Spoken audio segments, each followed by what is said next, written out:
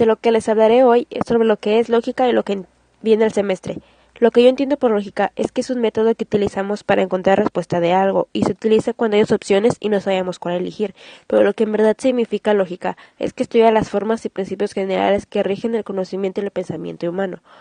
Otro tema es la importancia de argumentar, pero ¿cuál es esa importancia? Pues si sabes argumentar será más fácil de convencer a alguien. También vimos sobre el acto de habla. Este es tratar de convencer a una persona con el uso del habla. Este se divide en locutivo, ilocutivo y perlocutivo. El locutivo consiste en preguntar algo. El ilocutivo es la intención, si preguntar o para molestar a la persona. Y el perlocutivo consiste en si da una respuesta o solamente reacciona a ello.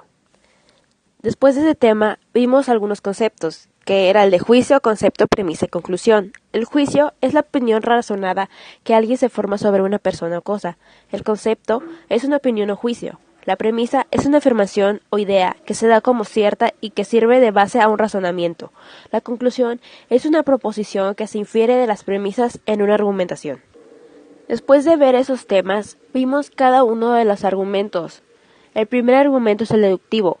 Es aquel cuya conclusión deriva de manera necesaria de sus premisas. A esta propiedad exclusiva de este tipo de argumentos se le denomina validez. Un ejemplo sería: todos los gatos maullan. Félix es un gato. Félix maulla. Luego sigue el argumento inductivo. Es aquel en el que a partir de la observación de un cierto número de casos particulares se generaliza en la conclusión las propiedades que se predican en las premisas con respecto a los objetos observados de una clase dada a todos los miembros de la misma. Un ejemplo sería: el león es un felino y tiene garras. El puma es un felino y tiene garras. Probablemente todos los felinos tienen garras. Argumento analógico. Consiste en observar ciertas características semejantes entre dos o más objetos. La estructura del argumento analítico es la siguiente. Los individuos A, B, C y D tienen todas las propiedades P y Q. Los individuos A, B y C tienen todas las propiedades R. Probablemente la D tiene la propiedad R.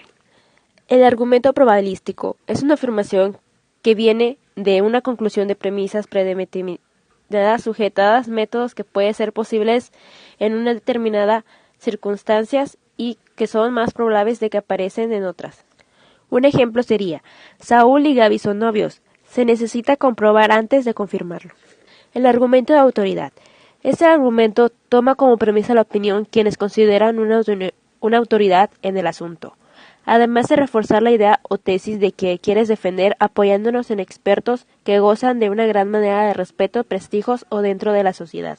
El siguiente argumento es el aductivo. Se refiere a dos conceptos que se relacionan entre sí, pero aún así son diferentes. Ambos se refieren al argumento explicativos. El primero se refiere a la parte de un argumento el cual se genera en la hipótesis. El segundo se refiere a la parte del argumento en el que se justifica la hipótesis. El siguiente argumento es el conductivo. Ofrece varias razones para creer algo. Cada uno son diferentes entre sí, pero ambos te llevan a aceptar la conclusión. Otro tema es la problemática común, cual yo puse un ejemplo que era pintarse el cabello para ir a la escuela. Los maestros le llaman la atención para decirle que se lo despinte para no tener más problemas. Lo que sigue es que según el reglamento pintarse el cabello es una falta a las normas, cual no la dejarán pasar.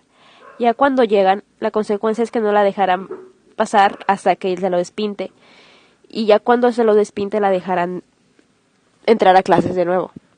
Otro tema es la disfunción familiar, ya que nos encargó un concepto de lo que significaba, lo cual es el patrón de conductas desadaptativas e indeterminadas que presenta de manera permanente uno o varios de los integrantes de una familia, y esto causa que se alejen de los hijos o cause problemas como golpes o agresiones en la casa.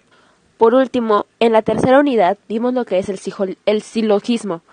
Para poder comprender el silogismo, que se trata solamente de una premisa general o particular y una conclusión inferida a las dos premisas anteriores, se necesitan entender que se es inferir, explicar y por tanto excluir.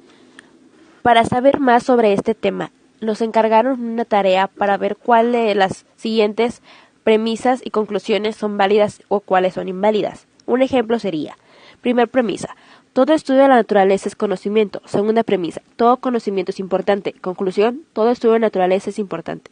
Yo le puse que era válido porque en sí la naturaleza es conocimiento y es muy importante. Y eso fueron algunos de los temas que vi en todas las unidades del semestre. Y eso fue lo que es lógica.